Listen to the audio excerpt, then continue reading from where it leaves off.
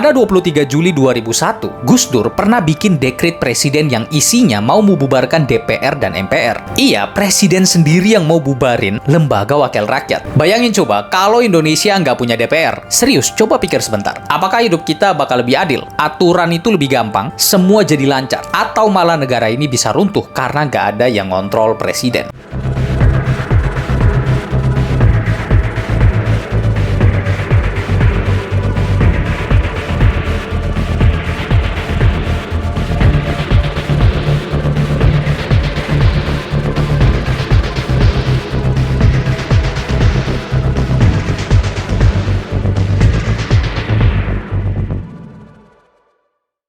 Halo teman-teman, kembali lagi bersama Bang Ari Millennials Kece. Jadi kemarin ada demo 25 Agustus yang besar, yang mana ini merupakan keresahan masyarakat terkait dengan DPR kita saat ini, yang benar-benar bikin geram, mulai dari joget-joget di parlemen, statement dari Puan Maharani yang ngomong kalau pintu DPR akan terbuka sangat lebar buat kalian, padahal dipakaikan beton dan oli biar nggak ada yang bisa masuk. Nah, sampai ada artis anggota DPR juga yang bikin banyak masyarakat jadi geram. Kali ini gue bakal bahas terkait dengan DPR, kisah pembubarannya, pelengseran Gus Dur dari jabatan karena menyangkut DPR ini, dan apakah pembubaran DPR ini emang benar-benar kita perlukan. Kali ini gue bakal bahas dengan sangat mendalam terkait dengan DPR. Bayangin coba, kalau Indonesia nggak punya DPR. Serius, coba pikir sebentar. Apakah hidup kita bakal lebih adil? Aturan itu lebih gampang, semua jadi lancar. Atau malah negara ini bisa runtuh karena nggak ada yang ngontrol presiden. Pertanyaan ini bukan sekedar andai-andai, karena dulu ada satu tokoh besar yang pernah kepikiran sampai ke situ loh. Siapa lagi kalau bukan Gus Dur. Gus Dur ini presiden keempat Indonesia. Orangnya terkenal banget pluralis, humanis, bahkan humoris. Kalau ngomong suka nyeleneh, tapi isi kepalanya visioner banget. Yang bikin beliau beda, Gus Dur ini berani banget menentang status quo loh. Dan ada satu fakta yang kadang bikin orang melongo waktu dengernya. Pada 23 Juli 2001, Gus Dur pernah bikin dekret presiden yang isinya mau membubarkan DPR dan MPR. Iya, presiden sendiri yang mau bubarin lembaga wakil rakyat. Kenapa? Karena waktu itu hubungan Gus Dur sama DPR panas banget. Kebijakan beliau banyak yang ditolak. Ditambah lagi muncul nih kasus politik yang bikin situasi makin keruh. Akhirnya Gus Dur pilih jalan pintas. DPR dibubarin. Terus kekuasaan balik ke rakyat lewat pemilu baru. Cuma masalahnya, rencana itu nggak didukung militer dan elit politik. Besoknya justru DPR dan MPR balas dengan sidang istimewa yang menurunkan Gus Dur dari kursi presiden. Uniknya, Gus Dur jatuh tanpa kekerasan. Beliau lengser dengan damai. Sejak saat itu, rakyat jadi bertanya-tanya, perlu nggak sih ada DPR?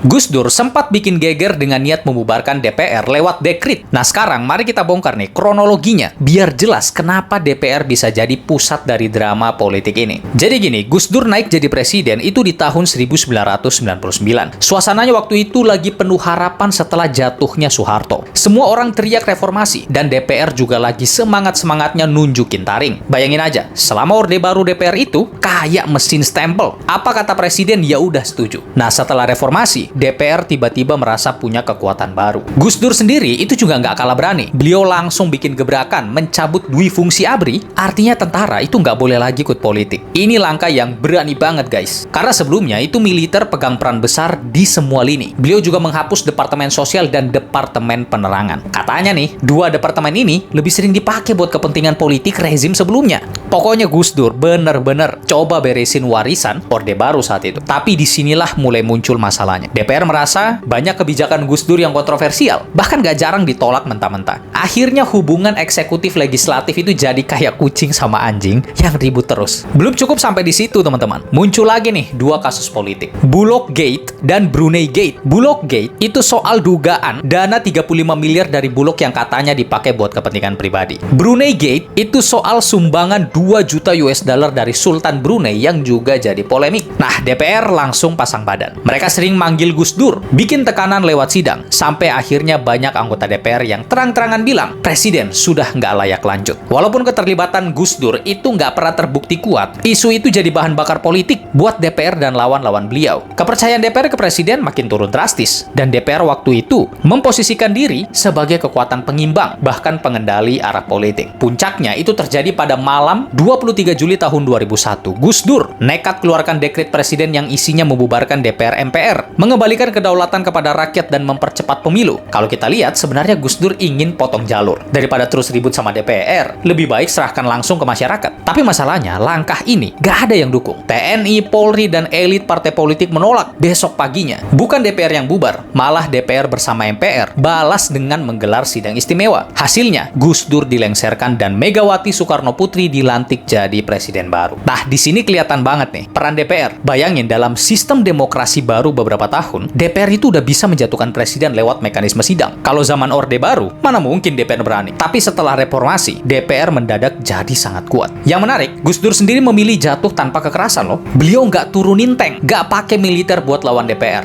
Dan kabarnya waktu itu ada sekitar ratusan ribu pasukan yang berani mati demi Gus Dur. Padahal kalau dipikir, dengan posisi presiden, itu mungkin aja bisa dilakukan. Tapi Gus Dur memilih damai. Dari sinilah kita bisa lihat DPR bukan sekedar tempat orang rapat, tapi bisa menentukan hidup matinya sebuah pemerintahan. Kadang bagus, karena bisa mengontrol presiden. Tapi kadang juga berbahaya, kalau kekuatan itu dipakai untuk kepentingan politik jangka pendek. Kasus Gus Dur ini membuka mata kita semua apakah DPR waktu itu benar-benar mewakili rakyat atau justru mewakili elit politik yang lagi rebutan kursi.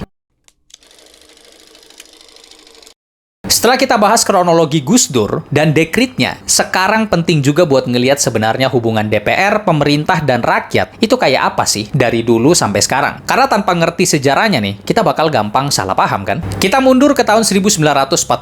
Waktu itu DPR atau parlemen dianggap sebagai wakil rakyat. Tugasnya jelas, jadi pengimbang presiden. Jadi ibaratnya presiden itu pegang gas, DPR itu pegang remnya. Tapi karena kondisi negara itu masih baru merdeka, hubungan DPR dan pemerintah sering nggak stabil. Lanjut ke tahun 1950-an, situasi makin rame. DPR waktu itu jadi ajang pertarungan ideologi. Ada nasionalis, ada Islam, ada komunis. Semua pengen suara mereka dominan. Hasilnya, kabinet jatuh bangun. Hampir tiap tahun ganti. Jadi DPR kuat, tapi negara malah goyang. Nah, pas masuk Orde Baru dibawa kepemimpinan Soeharto, ceritanya beda lagi. DPR bukan lagi pengawas presiden, tapi berubah kayak mesin stempel. Apa kata presiden? Yang langsung disahkan aja. Jadi DPR itu seakan-akan cuma formalitas di masa itu. Bukan benar-benar wakil rakyat. Hubungan DPR ke pemerintah waktu itu akur banget. Tapi rakyat jadi nggak punya wakil rakyat kan? Nggak punya wakil sejati. Baru setelah reformasi 1998, posisi DPR balik lagi jadi kuat. Mereka bisa bikin undang-undang sendiri, bisa menolak kebijakan presiden, bahkan bisa menjatuhkan presiden lewat sidang istimewa. Contohnya ya kasus Gus Dur tadi. Di sini kelihatan, kalau dulu DPR itu dianggap lemah banget, pasca reformasi justru dianggap terlalu kuat. Ada satu fakta unik nih. Dalam 55 tahun pertama perjalanan Indonesia, sistem perwakilan politik kita itu udah ganti 6 kali loh. Mulai dari sistem parlementer, presidensial, sampai eksperimen demokrasi terpimpin ala Soekarno. Artinya apa? Kita memang masih terus mencari bentuk ideal hubungan antara presiden, DPR, dan rakyat. Kalau dipikir-pikir sih, hubungan mereka kayak segitiga ya. Pemerintah butuh DPR untuk legalitas. DPR butuh rakyat untuk legitimasi. Rakyat butuh pemerintah buat jalanin kebijakan. Masalah muncul kalau salah satu sisi segitiga ini lemah atau diputus. Jadi dari tahun 1945 sampai dengan sekarang, hubungan DPR dan pemerintah serta rakyat itu kayak roller coaster. Kadang DPR terlalu lemah, kadang terlalu kuat. Tantangannya sekarang, gimana bikin DPR itu benar-benar jadi jembatan yang seimbang. Bisa mengawasi pemerintah, tetapi tetap setia sama kepentingan rakyat, bukan cuma elit politik. Kalau tadi kita bahas sejarah DPR di Indonesia, sekarang coba kita bahas di luar negeri. Biar lebih jelas, apa jadinya nih kalau DPR beneran dibubarin? Soalnya bukan cuma Gus Dur aja yang pernah punya ide itu. Di negara lain juga pernah kejadian loh teman-teman. Kita ke Thailand nih. Jadi di sana kudeta militer itu udah kayak tradisi. Hampir tiap kali ada masalah politik, militer masuk, DPR dibubarin. Terus diganti dengan pemerintahan junta militer. Hasilnya apa? Politik Thailand jadi nggak stabil. Presiden atau Perdana Menterinya itu bisa jatuh sewaktu-waktu. Rakyat sering demo besar-besaran. Dan sampai sekarang, Thailand itu masih susah punya demokrasi yang benar-benar kuat. Jadi bubarin DPR di sana bukan bikin tenang, malah bikin panas terus. Selanjutnya ada Pakistan. Di negara ini presidennya beberapa kali membubarkan parlemennya. Alasannya sih macam-macam. Dari konflik politik sampai tuduhan korupsi. Tapi ujung-ujungnya siapa yang paling kuat? Ya militer. Demokrasi di Pakistan jadi lemah banget karena DPR yang harusnya mewakili rakyat itu malah gampang dibubarin. Hasilnya rakyat sering nggak punya suara. Yang dominan justru tentara. Terus ada Mesir. Waktu Waktu era Hosni Mubarak dan penerusnya, ini dekret presiden sering dipakai buat mengontrol atau bahkan membubarkan parlemen. Awalnya mungkin terlihat stabil ya, tapi lama-lama rakyat muak. Puncak meledaknya itu di Arab Spring, gelombang demo besar yang bikin Mubarak jatuh. Tapi sayangnya malah berujung chaos. Sampai sekarang Mesir masih kesulitan membangun demokrasi yang sehat. Kalau kita lihat sih, polanya mirip-mirip ya. Bubarin DPR memang gampang, tapi akibatnya itu hampir selalu buruk loh. Negara jadi nggak stabil, demokrasi melemah, dan militer biasanya ambil alih. Jadi solusi yang kelihatan cepat ini ternyata malah bikin masalah baru. Ini kita bercontoh pada negara-negara yang lain kan. Makanya di kasus di luar negeri ini bisa jadi pelajaran nih buat Indonesia. Kita mungkin sering sebel banget dengan DPR, gaji besar, kinerja diragukan, sering ngorok dan tidur, iya kan? Kadang jauh juga dari rakyat. Tapi kalau DPR hilang, nih resikonya lebih besar lagi. Bayangin aja kalau presiden bisa jalan sendiri tanpa DPR, siapa yang bakal ngawasin guys? Dari negara-negara ini kita bisa lihat kalau membubarkan DPR itu hampir selalu berujung krisis. Akar masalahnya sebenarnya bukan perlu dibubarin atau enggak nih, tapi gimana caranya biar DPR ini benar-benar jalan sesuai dengan fungsinya. Itu kan yang kita inginkan. Misalnya nih, rakyat ngotot banget pengen bubarin DPR, dan DPR jadi beneran dihapus dari sistem kita. Kenegaranya mungkin sederhana, enak nggak ada ribut-ribut lagi di Senayan, presiden bisa kerja lebih cepat. Tapi tunggu dulu, efek sampingnya itu bisa bahaya banget. Yang pertama, nggak ada check and balance. DPR itu ibarat rem buat presiden. Kalau remnya dilepas, presiden bisa gaspol bikin aturan sesuka hati. Mungkin awalnya kelihatan efisien, tapi lama-lama bisa berubah jadi otoriter loh. Ingat, kekuasaan yang nggak dikontrol itu cenderung korup. Bahkan filsuf Montesquieu itu pernah bilang kekuasaan cenderung korup, kekuasaan absolut korup secara absolut. Yang kedua, rakyat kehilangan wakil. DPR memang sering bikin kita kecewa, tapi di atas kertas merekalah yang mewakili suara rakyat. Kalau DPR hilang, kita mau ngomong ke siapa? Presiden nggak mungkin bisa dengar langsung aspirasi masyarakat 270 juta orang guys. Akhirnya suara publik itu bisa hilang, dan kebijakan makin jauh dari kebutuhan rakyat kan. Yang ketiga, potensi kudeta atau militerisme meningkat. Tanpa DPR, kekuasaan presiden jadi terlalu besar. Itu bisa bikin militer atau kelompok lain merasa perlu mengimbangi dengan cara paksa. Alhasil, stabilitas politik bisa hancur. Disinilah pentingnya kita ingat kata Bung Hatta. Indonesia bukan negara perorangan, tapi negara gotong royong. Artinya negara ini bisa dijalankan bareng-bareng. Gak bisa cuma satu orang yang pegang semua kendali. Jadi bubarin DPR memang terlihat sebagai jalan pintas, tapi dampaknya bisa bikin kita balik ke zaman otoriter. Bahkan lebih buruk lagi loh. Kalau kita lihat, sebenarnya DPR itu punya peran yang lumayan vital dalam sistem kita. Ada 3 fungsi utama yang mereka pegang. Yang pertama adalah legislasi. Ini bikin undang-undang bareng presiden. Yang kedua, anggaran. Ngatur duit negara. Setujuin APBN. Yang ketiga, pengawasan. Ngawasin kerja pemerintah, apakah sesuai janji atau enggak. Coba kalau DPR hilang, presiden bisa seenaknya bikin aturan tanpa diskusi. Mau naikin pajak, bisa langsung. Mau bikin undang-undang yang kontroversial, tinggal tekan aja. Anggaran pun bisa dipakai semaunya. Jadi ya, sama aja kayak main bola tanpa wasit, pasti curang. Makanya DPR ini ibarat rem. Presiden itu mesin mobil yang bisa ngebut, tapi kalau nggak ada remnya, itu bisa nabrak pastinya. Dan tabrakannya itu bukan cuma ke tembok, tapi bisa nyeret semua rakyat juga guys. Ini parah banget nantinya. Masalahnya walaupun DPR itu penting, banyak yang merasa mereka udah terlalu jauh dari rakyat. Ya itu juga kita rasakan sendiri. Isu gaji tinggi, absensi rendah, sampai kasus korupsi bikin citra DPR buruk di mata masyarakat. Akhirnya muncul pertanyaan, mereka ini wakil rakyat atau mewakili dirinya sendiri? Jadi posisi DPR ini serba dilematis. Di satu sisi mereka tuh sangat penting buat jaga demokrasi kan, tapi di sisi lain kalau kinerjanya jelek ya rakyat jadi ilfil. Karena itulah solusi sebenarnya, bukan bubarin DPR, tapi bikin DPR lebih dekat dan benar-benar mewakili rakyat. That's the point. Kalau ngomongin DPR hari ini, jujur aja, yang sering muncul bukan soal kerja keras yang mereka lakukan, seperti bikin undang-undang, tapi justru isu-isu yang bikin orang geleng-geleng kepala. Pertama soal gaji DPR deh. Angkanya sering jadi sorotan, masa 100 juta per bulan guys? Ditambah lagi dengan tunjangan rumah 50 juta per bulan. Buat banyak orang, angka ini terasa jauh banget dari kondisi masyarakat kebanyakan yang masih berjuang buat sekedar hidup layak. Jadi wajar kalau muncul rasa, kok wakil rakyat hidupnya jauh lebih enak daripada rakyatnya sendiri ya? Nah, belum habis soal gaji, muncul lagi kabar demo 25 Agustus kemarin kan 2025. Ini awalnya simpang siur nih, ada yang bilang bakal ada aksi besar menolak DPR. Ada juga yang bilang ini cuma hoax dan gorengan medsos. Tapi ternyata demo itu beneran terjadi dan skalanya cukup besar pada saat itu. Kita tahu sendiri dan kita lihat sendiri kan di media sosial. Di hari itu, aksi besar pecah di Jakarta, Yogyakarta, dan Bandung. Tentunya, jelas tolak tunjangan baru DPR, buka transparansi anggaran, dan desak reformasi internal DPR. Masa yang turun, itu nggak main-main, mahasiswa, serikat buruh, sampai kelompok masyarakat sipil. Polisi bahkan menurunkan lebih dari 15.000 personel gabungan TNI Polri buat jaga demo, terutama di sekitar Senayan. Bentrokan kecil sempat pecah di dekat gedung DPR dan Bundaran HI. Ada saling dorong-mendorong, bahkan ada semprotan water cannon. Tapi secara umum aksi yang berlangsung kondusif. Yang menarik, ini banyak kreativitas di jalanan nih. Ada mahasiswa yang pakai kostum sapi nyindir istilah pasar dagang sapi yang dulu pernah dilontarkan oleh Gus Dur. Ada juga poster raksasa yang berisi tulisan gaji DPR diskon 90% yang bikin orang senyum di tengah panasnya aksi.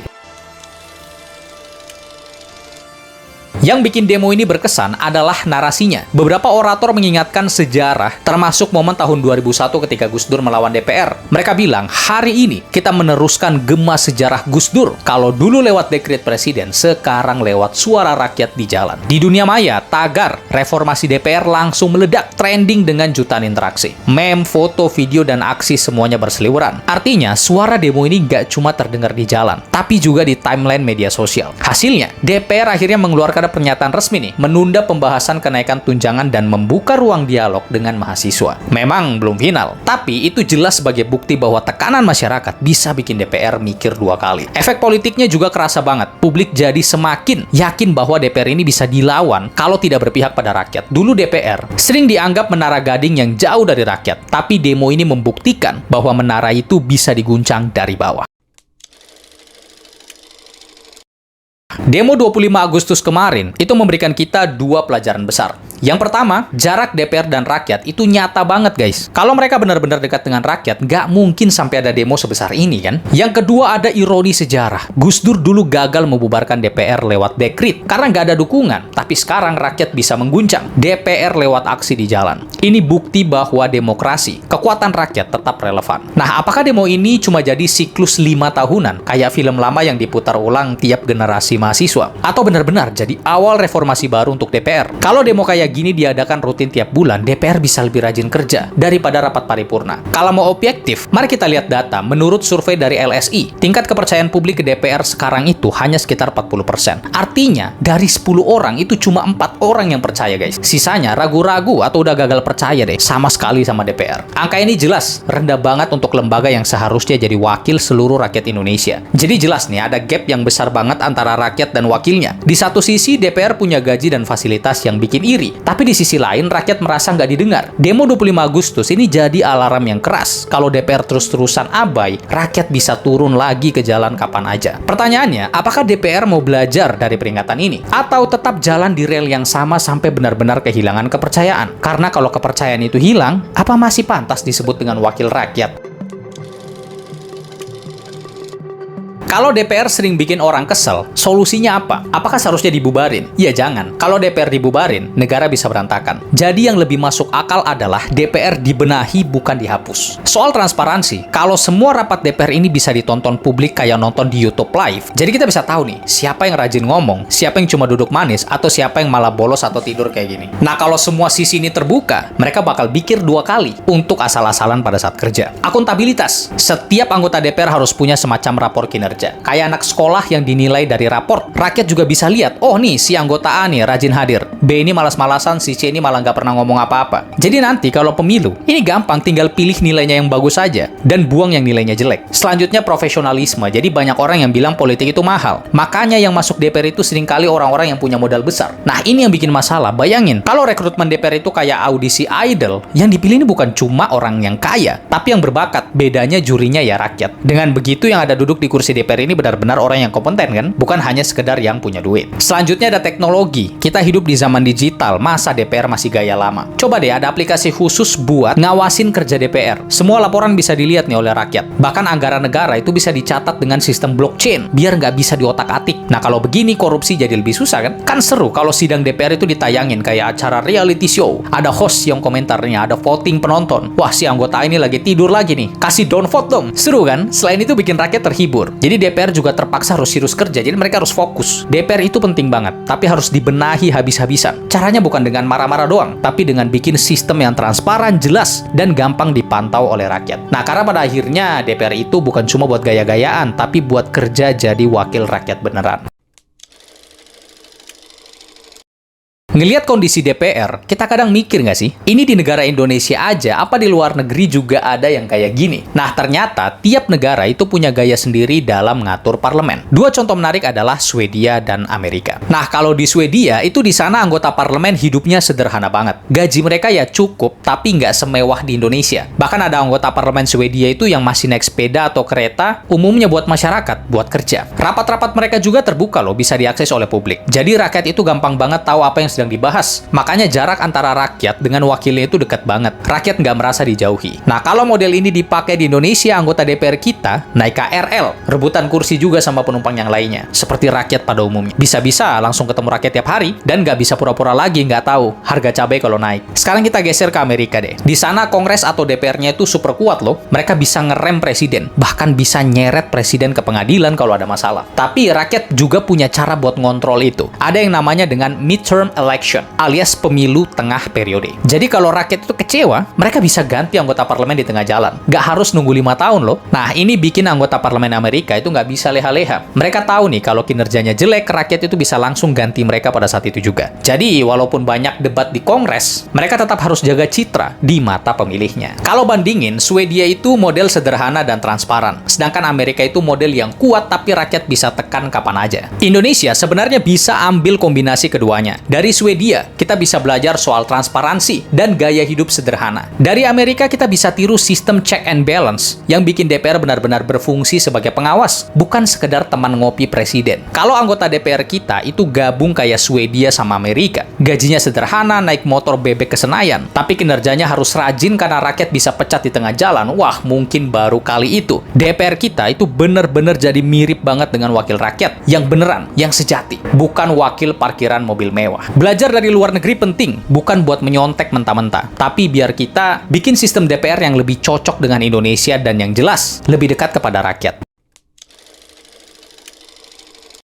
Dari pembahasan tentang DPR, ternyata ada tokoh-tokoh yang punya pandangan juga terkait dengan parlemen. Ini tokoh dunia ya. Dan ini bisa jadi bahan refleksi, bahkan jadi bahan ketawa tipis. Yang pertama adalah Elon Musk. Jadi orang ini itu terkenal suka banget ngomong blak-blakan. Kita tahu sendiri lah ya. Katanya politisi itu terlalu lama berdebat, sementara solusi itu bisa datang lebih cepat dari teknokrat. Kalau diterjemahin ke kita, itu maksudnya gini. Jadi politisi itu sering ribut panjang banget. Padahal masalah itu bisa diselesaikan lebih cepat kalau yang ngurus tuh orang-orang yang memang ahli di bidangnya. Kayak debat panjang soal harga BBM. Padahal rakyat itu cuma mau yang penting jangan bikin dompet makin tipis, itu kan intinya. Terus ada Winston Churchill, mantan Perdana Menteri Inggris. Dia bilang demokrasi itu memang buruk, tapi sistem lain lebih buruk lagi. Ini kutipan legendaris banget. Artinya walaupun DPR itu sering bikin kita gregetan, bikin emosi, sistem demokrasi masih lebih baik dibandingkan kalau semuanya itu dipegang oleh satu orang. Ya ibaratnya mending punya DPR yang kadang bikin kesel daripada nggak punya DPR sama sekali, lalu jatuh ke tangan diktator. Itu ngeri banget. Ke tokoh yang bernama Amartya Sen. Ini peraih Nobel Ekonomi. Dia pernah bilang, negara dengan parlemen yang aktif itu jarang mengalami kelaparan. Kok bisa? Karena DPR yang aktif itu bisa jadi pengawas distribusi kebijakan, terutama soal pangan. Kalau nggak ada DPR, itu bisa jadi masalah rakyat kecil yang nggak terdengar sama sekali. Dan yang terakhir tentu saja ada Gus Dur. Beliau pernah menyeletuk soal DPR. DPR itu penting, tapi jangan jadi pasar dagang sapi. Ini humor khas Gus Dur banget. Santai tapi nusuk. Maksudnya itu gini. Jadi DPR itu jangan cuma jadi tempat tawar-menawar kepentingan politik kayak pasar hewan. Dari tokoh dunia sampai Gus Dur sendiri, itu semuanya sepakat nih. DPR itu memang bikin pusing, tapi tetap penting. Tinggal gimana cara kita bikin DPR itu benar-benar kerja buat rakyat, bukan cuma buat diri mereka sendiri.